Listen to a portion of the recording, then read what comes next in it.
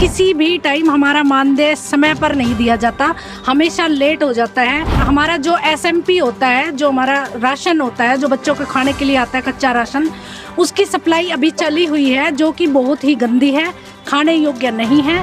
इनका मानदेय 2 महीने से नहीं मिला है और फूड जो सप्लाई है, बच्चों का जो आहार है वो घटिया क्वालिटी का आ रहा है, जिससे बच्चे बीमार हो सकते हैं। वर्करों का जो हमारा आंगनवाड़ी सेंटर कुछ हमारे किराए पे चले हुए हैं, उनका किराया अभी तक नहीं मिला हुआ है, काफ़ी समय हो गया। 2022 से अब तक पूरा 1 साल से ज़्यादा हो चुका है। हम ईंधन अपने घर से यूज़ कर रहे हैं।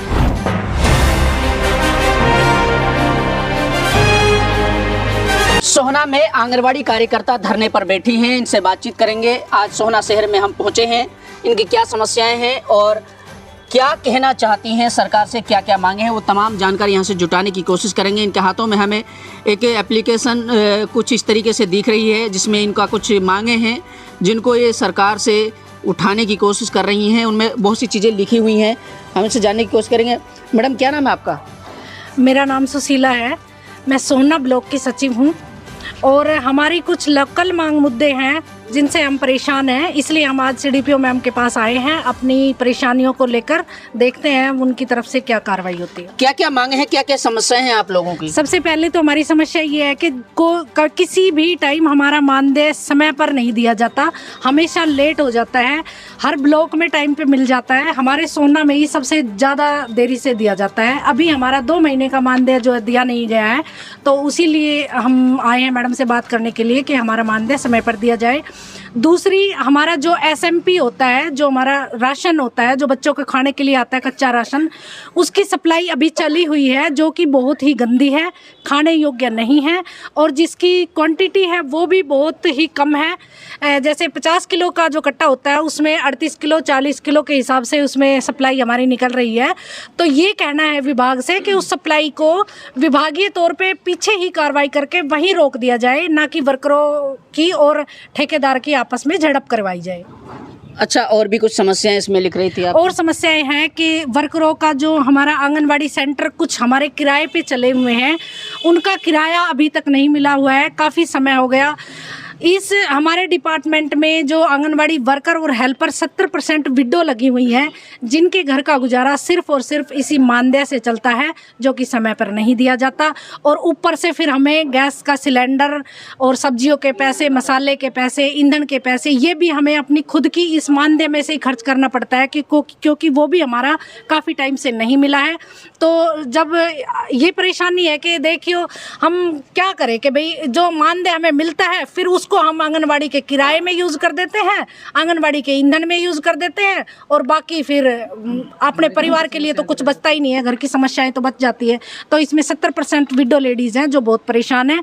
इसीलिए हम मैडम से अपनी पर्सनल समस्याएं, जो लोकल समस्याएं हैं, उनके बारे में बात करने के लिए आज आए हैं।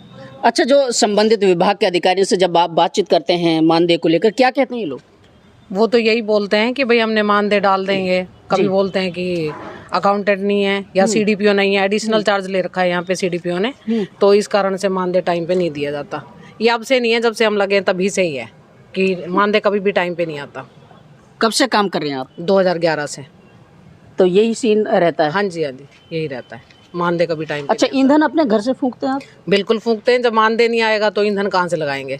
सिलेंडर हम अपना घर का भरवाते हैं। एडवांस नहीं दिया जाता है, कभी नहीं दिया जाता। एडवांस नहीं दिया जाता जिससे हम उसको खर्च कर सकें राशि को। 2-3 साल ये राशि जो हमारी मानदेय की आती है ना, हम उसी को ही खर्च करते हैं। 2022 से अब अपने तक 2022 से अब तक पूरा 1 साल से ज़्यादा हो चुका है। हम ईंधन अपने घर से यूज़ कर रहे हैं। सिलेंडर 1100 रुपये का है, वो हम अपने मानदेय से पहले भरवाते हैं, फिर खाना बनाते हैं और तब आज तक भी कोई सुध नहीं ली है सरकार ने। तो इसके बारे में कोई बड़े अधिकारियों से बातचीत नहीं हुई आप लोगों की? बात की है, बस वही आश्वासन दे दिया जाता है कि हाँ मानदेय दे दिया जाएगा, बस ईंधन के पैसे डाल दिए जाएंगे, हमने डिमांड डाल दी है, बस यही होता है, उसके अलावा। तो इसके बारे में आगे आपको जाने की जरूरत है, सरकार से, दरबार से, कि प्रशासन से आपको कुछ भी, ये तो आगे की लड़ाई लड़नी पड़ेगी। इस तरीके से कैसे चलेगा आपका? पहले लड़ चुके हैं हम 4 महीने, लेकिन कुछ भी नहीं निकला उसमें, निष्कर्ष कुछ नहीं निकला उसका, बल्कि हम अपना मानदेय भी खो बैठे 4 महीने का। मानदेय कैसे खो बैठे मतलब? क्योंकि हमने रैली की थी 4 महीने की। अच्छा, हाँ, धरना किया था, धरना प्रदर्शन हुआ था तो 4 सरकार ने महीने, वो मानदेय नहीं दिया? वो मानदेय भी नहीं दिया हमें अभी तक। जो हमारी हरियाणा की यूनियन है, CITU की यूनियन से संबंधित है हम, जी। तो स्टेट लेवल पे हमारी यूनियन की जो कार्रवाई है वो चली हुई है। बड़े हमारे जो नेता हैं, जो स्टेट कमेटी के लीडर हैं, उन लोगों की जो रणनीति है वो अभी काम कर रही हैं, उसके अनुसार ही हम चलेंगे। बाकी आज का ये काम हमारा लोकल था, जो हमारी यहाँ की लोकल परेशानियां हैं उनके लिए हम इकट्ठा हुए हैं। तो आगे का क्या प्लान होगा अगर सरकार ऐसे नहीं मानेगी तो? सरकार को देखो मानना तो पड़ेगा, क्योंकि अगर सरकार जिद्दी है तो जिद्दी महिलाएं भी हैं, महिलाओं का संघर्ष भी सरकार ने देख रखा है, तो हम संघर्ष करते रहेंगे और आगे की लड़ाई जारी वोटर रहेगी। सतत है संघर्ष करने से पहले 4 महीने का, जैसे पहले मानदेय नहीं मिला, 4 महीने हमारा आंदोलन चला था, जिसके दौरान हमारे जो है ऊपर बहुत सारी कार्रवाइयाँ हुई थी, केस दर्ज हुए थे और हमारी 4 महीने की सैलरी भी काटी गई है, जो अभी तक नहीं मिली है। बाकी हम अपने संघर्ष के दम पे और अपनी एकता के दम पे हर चीज़ हासिल करके रहेंगे, वरना फिर सरकार का टाइम है तो फिर सरकार को भी मुँह की खानी पड़ेगी। कब खानी पड़ेगी?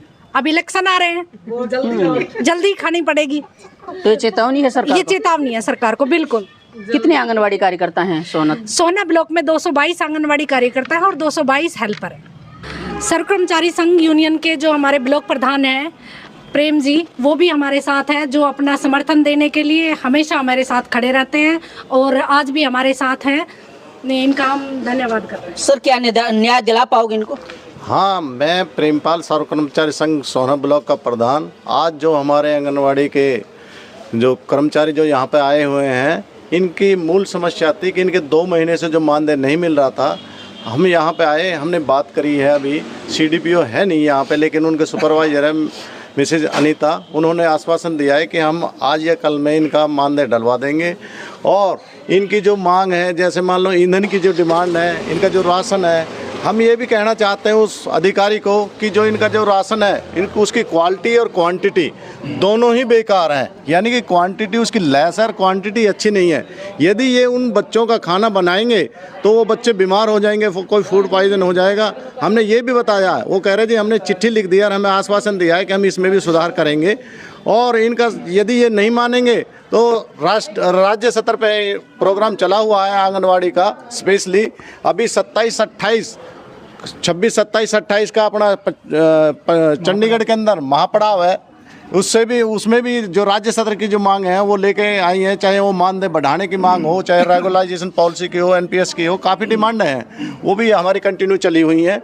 और मैं ब्लॉक प्रधान होने के नाते मैं ये कहना चाहता हूँ कि आपको घबराने की कोई बात नहीं है।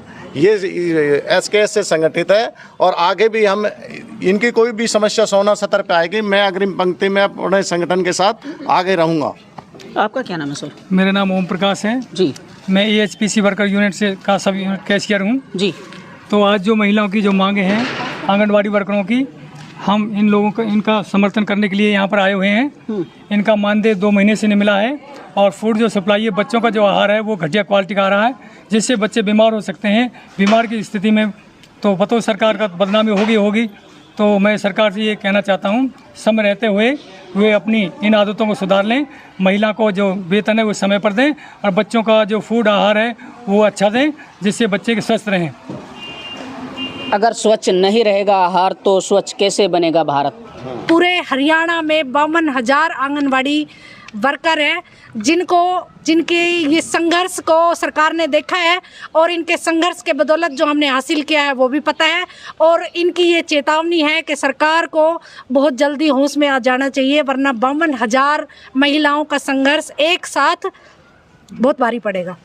चलिए, 52,000 महिलाओं का संघर्ष सरकार को भारी पड़ेगा अगर इन महिलाओं की मांग नहीं मानी। आंगनवाड़ी कार्यकर्ता, आंगनवाड़ी हेल्पर लगातार अपनी मांगे मनवाने के लिए संघर्षरत हैं। आप इस एप्लीकेशन के सामने देख पा रहे होंगे इनकी विभिन्न मांगे हैं, लेकिन अभी तक इनको सुना नहीं जा रहा है। ये लोग बार बार समय समय पर सरकार को ये जताती रहती हैं कि इनकी मांगों को सुना जाए, इनकी मांगों को माना जाए। इनका सीधे तौर पर ये कहना है कि जो ईंधन जो इस्तेमाल में आता है आंगनवाड़ी में, वो भी ये लोग अपने मानदेय से खर्च करती हैं। एक बड़ी बात है। दूसरी बात यह है कि इनका जो मानदेय है वो समय पर नहीं मिलता है। तीसरी बात यह है कि इनका जो राशन है उसकी क्वांटिटी कम आती है और सप्लाई में भी कुछ चीज़ें ऐसी निकल करके आती हैं। तो तमाम चीज़ें हैं, सरकार कब सुनेगी? इनका सीधे तौर पर यह कहना है कि 52,000 जो कार्यकर्ता हैं, जो आशा वर्कर हैं, जो आंगनवाड़ी वर्कर हैं, अगर ये सड़क पर उतरेंगी तो सरकार को इसका खामियाजा भुगतना पड़ेगा। उससे पहले सरकार को ये चीज़ें माननी पड़ेंगी। सोहना शहर की 200 से ज़्यादा ये आंगनवाड़ी कार्यकर्ता हैं जो लगातार अपनी मांगों को लेकर प्रयासरत हैं। सरकार से लगातार गुहार लगाई जा रही है कि इनकी मांगों को माना जाए, लेकिन ये वक्त तय करेगा कि सरकार इनकी मांगों को कब मानेगी। उसके लिए आपको थोड़ा सा इंतजार करना पड़ेगा। हम आपको लगातार स्नातक टीवी के माध्यम से इन महिलाओं की, इन आंगनवाड़ी कार्यकर्ताओं की आवाज़ उठाते रहेंगे। बने रहिए हमारे साथ।